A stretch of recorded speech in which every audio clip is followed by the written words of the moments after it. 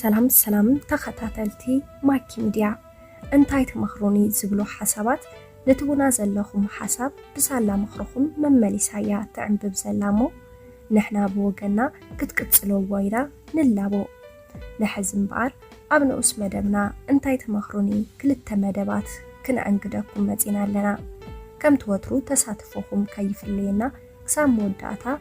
በአኽብሮት ምሳና ጽንሑ ሰናይ ምክትታል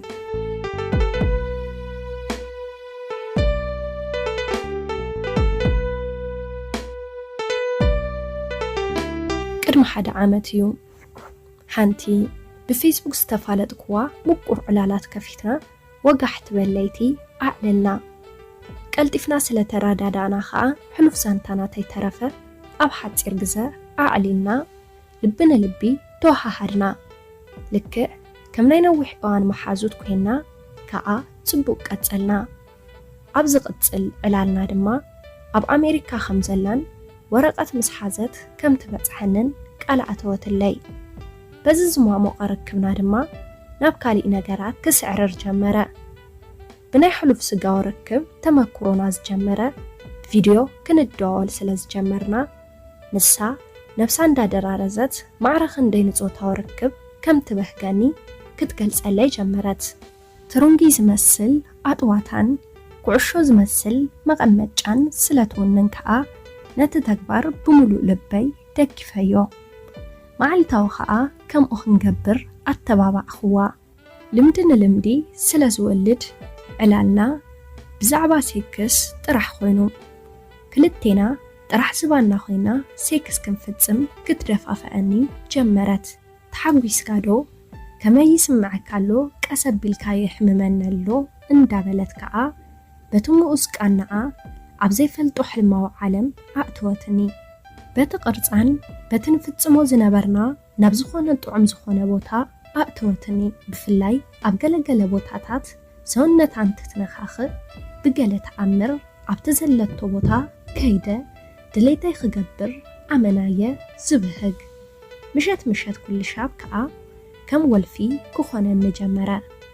ይኹን እምበር ኣብዚ እዋን ብስድራ ዝተፋለጥክዋን ንመርዓ ዝተዳለወትለይን ጓል ኣንስተይቲ ኣለትኒ ግና ነዚ ኣነ ኣይተረዳእኽዎን በዚ ምኽንያት ከዓ ናይ ቴሌፎን ሴክስ ክነቋርጽ ምዃንና ነታ ኣብ ዓዲ ኣሜሪካ ንዘላ ብቪድዮ ኮል ነታ ንደዋወል ሓቢረያ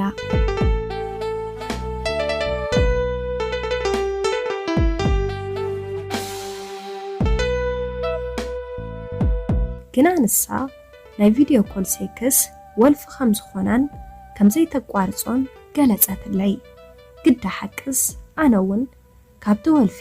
ክገላገል ኣይከኣልኩን ንሳ ትብል ዘላኻ ዋላ ምስ ተመርዓኻ ብሕቡእ ክንፍጽሞ ከም ንኽእል ጸገም ከም ዘይብሉን እያ ትገልጸለይ ዘላ ፍቕሪ ዝበሃል የብለኝ ግና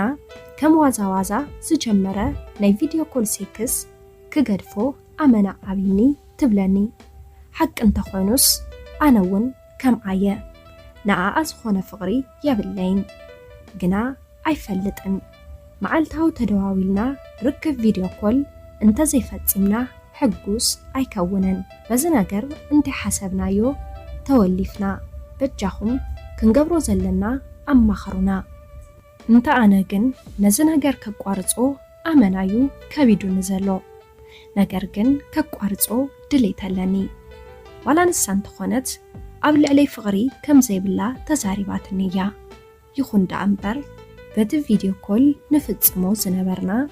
ተወሊፋ ከም ዝኾነት ብተደጋጋሚ ትዛረበኒ ኣነ እውን ከም ኣየ ነዚ ነገር ብኸመይ ከም ንገድፎ ኣይፈልጥን ነታ መርዓት ተዳለወትለይ ክገድፋዶ ካብኡ ምዛሕዚ ዝኒኤኽዋ ብቪድዮ ኮል ኩሉ ሻብ በዚ መልክዕ ክዕልላ ወይ ድማ ነቲኣ ሓዲገ ነታ ስድረይ ዘምጾለይ ሓዳር ክምስረተላ ግን ሓዳር ዋላ እንተመስረት ኩላ ምስኣ ክቕጽል ኣይክእልን ኣነ ዝተወለፍኩ ምዛ ኣብ ዓዲ ኣሜሪካ ዘላ ብቪድዮ ኮል ርክብ ምፍጻም እዩ በጃኹም ክገብሮ ዘለኒ ኣማኸሩኒ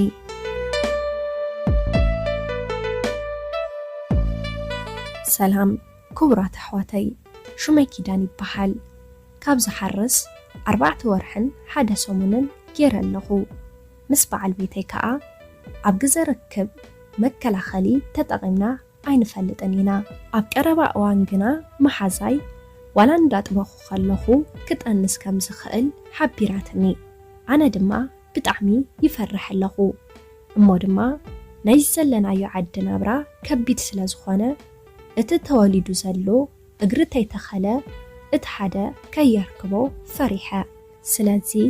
ክቡራት ኣሕዋተይ ናይ ማኪ ሚድያ ተኸታተልቲ እዚ ዝብለኩም ዘለኹ ዘረባ ሓቂ ድዩ ካባኹም ከረጋግጽ ይደሊ ኣለኹ ንምዃኑ ጡኽ ሳብ ክንደዩ ጥንሲ ናይ ምክልኻል ዓቕሚ ዘለዎ ሓሳብኩም ኣካፍሉኒ ካብ ሓፍትኹም ኪዳን ዝኸበርኩም ተኸታተልትና ንሎሚ ዘቕረብናልኩም ትሕዝቶ ከምቲ ዝሰማዕኹሞ እዩ ነይሩ በዚ መደብና ዓጊብኩም ክትኾኑ እናተመነና ኣብ ቀጻሊ ብኻሊእ ሓድሽ ትሕዝቶ ክሳብ ንመጽእ ጸጽብቑ ንምንየልኩም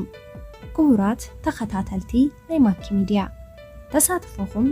ኣብ መደብና እዚ ስለ ዝኾነ ርኢቶኹም መዓረምታን ነቐፌታን ኣብ ምሃብ ኣይተሕመቑ ከምኡውን ክቐርብ ኣለዎ ኣብዚ ቻናል ትብልዎ መደባት ንኽነቕርበልኩም ወትሩ ድልዋት ኢና ሓሳብኩም ክትገድፉ ትኽእሉ ኢኹም ሰላምን ጥዕናን ራህዋን ንኹለኹም ኣብ ቀጻሊ ዛንታ ክሳብ ንራኸብ ሰሰናዩ ንዓኹም ቻው